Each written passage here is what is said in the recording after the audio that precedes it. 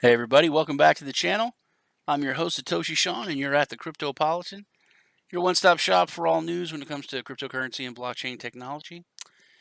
If it is your first time here, please hit the subscribe button and the bell for notifications. We get news videos out to you every day, and also a weekend report.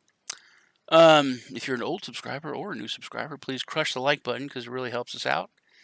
Let's jump into things.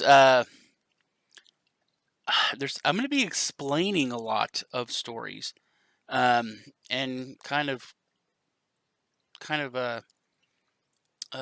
fixing some of the mistakes in them. First off, this is something I was actually approached by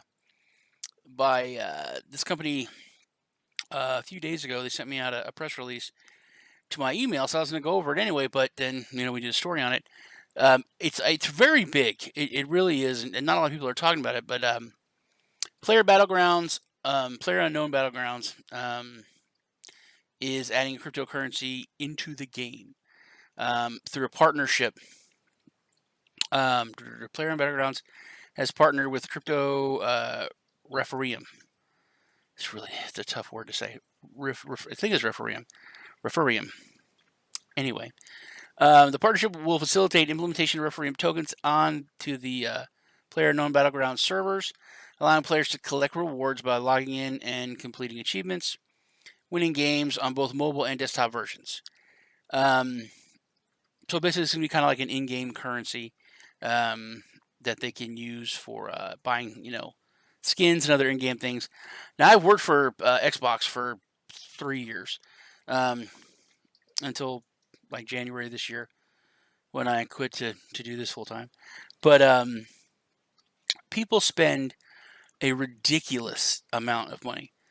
They would call up and complain because we would stop their account. We'd limit it because they spent like $300 in-game of real money.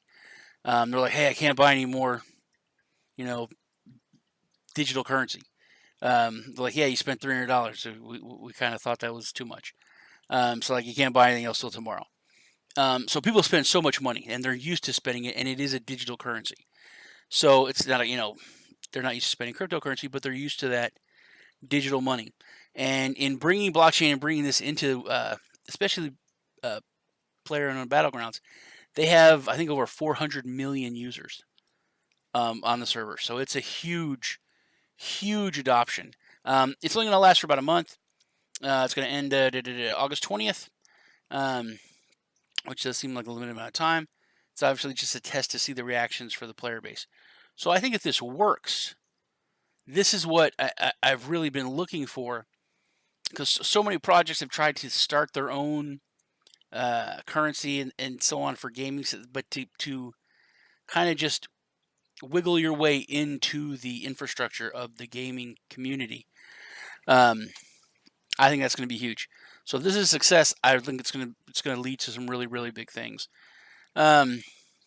Speaking of big things, this is a media release from Fantom, from the Fantom Foundation. This is a huge deal. Before I go over, just kind of, if you don't know about Fantom, they're a massive project, kind of like Nano, but next step. They're it's a very big project. They are kind of wanting to be the backbone or the nervous system and infrastructure for smart cities, like all aspects, hospitals, utilities, traffic. I mean, from the biggest to the smallest. And they have partnered, which is what the press release is. The Foundation has partnered with the private office of Sheik Saeed bin Ahmed, Al Maktoum, and Seed Group, which they are establish operational presence in Dubai. So Dubai, the reason it's such a big deal is it's kind of, the perfect match made in heaven. Dubai is literally the smartest city in the world. I think it's even smarter than Shenzhen in China. So this is going to be a huge win for Fantom. I'll be looking for some big things from the project itself, but this is a really big press release.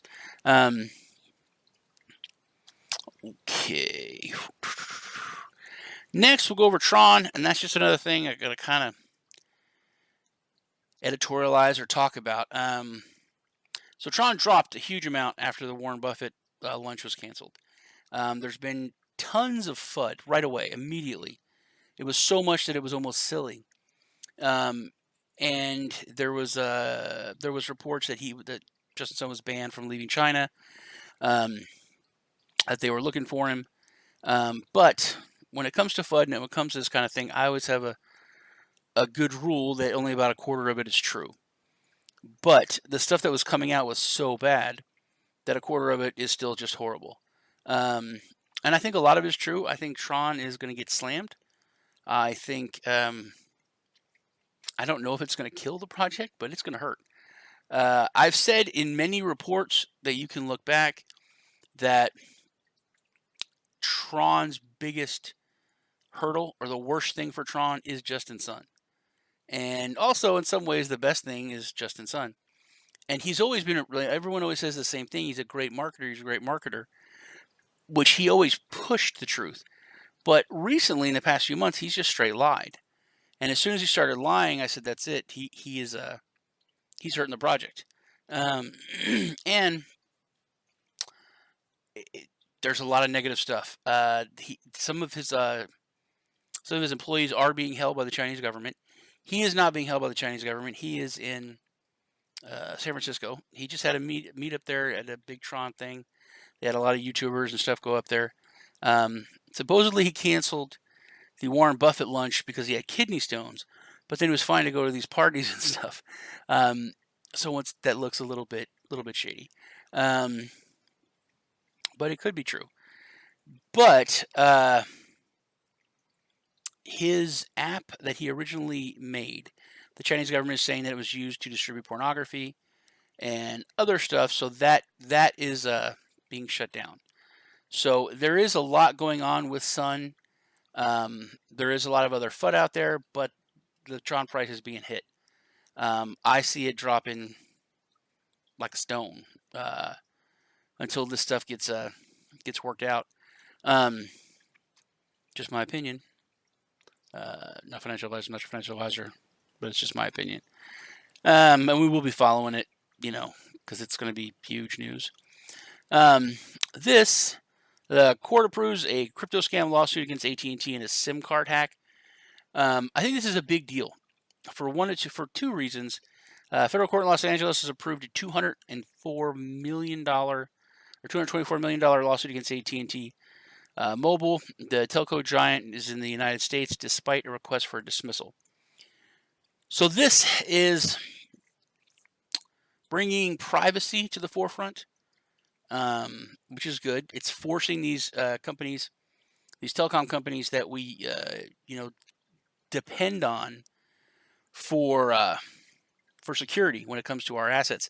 And with cryptocurrency, it's not a bank. You're your own bank. It's your money. That's the whole point of it. So a lot of these companies think they can be lax because if your account gets hacked or someone steals your bank money, all of that's covered. All of that's in the system. That feeds the monster of the financial system. Whereas if someone gets your crypto, it's on you. You don't call your bank and it gets replaced and the costs trickle down and fees or whatnot. No. Someone steals it, someone stole it, and if they were at fault or their employees were at fault for having lax security, they need to be held accountable. So I think that's really a good thing that it's going to push that importance of security and importance of privacy to the forefront when it comes to these corporations. But one of the big things is that the court system is recognizing cryptocurrency as money, as valuable assets that were stolen. It's not just magical internet money. It's not something that nobody understands. They are saying this was an asset of this much money. You have allowed it to be stolen. This needs to be replaced. These people need to be made whole.